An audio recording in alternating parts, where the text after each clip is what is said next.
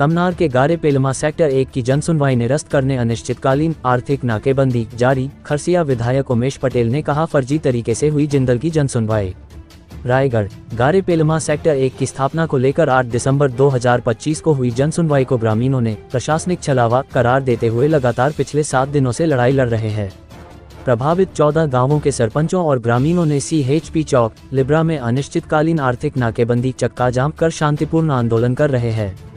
आज तमनार के CSP चौक Libra में कांग्रेस के कई दिग्गज नेता और क्षेत्रीय विधायक विद्यावती सिदार व खरसिया विधायक उमेश पटेल के साथ साथ प्रदेश के अध्यक्ष दीपक बैज भी तमनार पहुंचकर जनसुनवाई को निरस्त कराने के लिए पूरे 14 गांव के प्रभावित लोगों द्वारा अनिश्चितकालीन आर्थिक नाकेबंदी चक्का जाम में शामिल होकर ग्रामीणों का समर्थन किया और जिंदल की जनसुनवाई निरस्त करने की आवाज उठाए।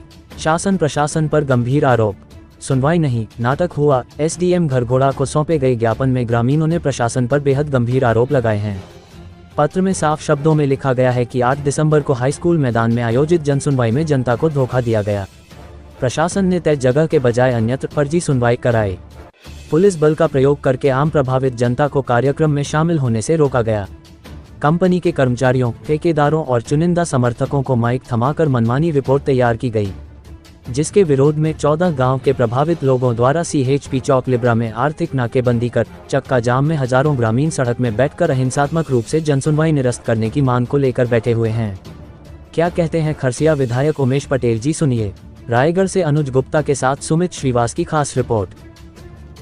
साथियों नमस्कार, सार्थक न्यूज में आपका स्वागत है। और आज जिंदल की जनसुनवाई के जो फर्जी तरीके से की गई थी उसके विरोध में पूरे कांग्रेस पार्टी द्वारा विरोध प्रदर्शन में शामिल हुए। लिब्रा के CHP चौक में जिस प्रकार से पिछले 7 दिनों से लोग धरना दे रहे हैं, सिर्फ एक ही मांग है उनका कि जिंदल की जो फर्जी तरीके से जो जनसुनवाई हुई इसको निरस्त करने के लिए बात करेंगे खरसिया विधायक उमेश पटेल जी से कि क्या कहना चाहते हैं इस मामले में। कैसे जिंदल ने फर्जी तरीके से सिर्फ 18-20 लोगों के समर्थन के साथ में जनसुनवाई सफल करा दिया गया, बताएंगे सर? देखिए, लोगों के साथ धोखा हुआ है। प्रशासन ने, शासन ने जन सुनवाई के नाम पर फर्जी जन सुनवाई किया है। 5000 लोग उस मैदान में उपस्थित थे जहां पे जन सुनवाई होना था, लेकिन उससे आधा 1 किलोमीटर दूर एक ऐसी जगह पे जहां किसी को पता नहीं था, उस जगह पे 2 एम्बुलेंस में गाड़ी 18 लोगों को लेके आया गया और जन सुनवाई उनके समर्थन के आधार पर कर दिया गया।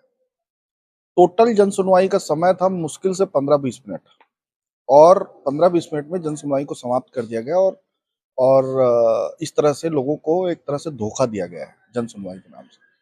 इसलिए लोग वहां अड़े हैं कि इस फर्जी जन सुनवाई को वापस लिया जाए। ग्रामीणों में एक आक्रोश और है कि जो जिंदल के कर्मचारी थे उन्हीं लोगों ने समर्थन किया उसमें। बिल्कुल, हाँ, वही मतलब 18 लोगों को लेके आया गया तो जिंदल से रिलेटेड ही लोग आए होंगे और सिर्फ जब 14 गांव के लोग वहां उपस्थित हैं, 5000 से 7000 लोग वहां उपस्थित हैं, उन लोगों का तो मंशा का कोई उल्लेख ही नहीं हुआ, कुछ किसी तरह की उनकी बात ही नहीं हुई और 18 लोगों से जन सुनवाई कंप्लीट कर दिया गया। तो इस जन सुनवाई को वापस लिया जाए, यही मांग के साथ लोग बैठे। इसी के साथ देख रहे हैं कि किस प्रकार से कांग्रेस के विधायक भी बोल रहे हैं कि जो जन सुनवाई है पूरी तरीके से फर्जी तरीके से की गई है।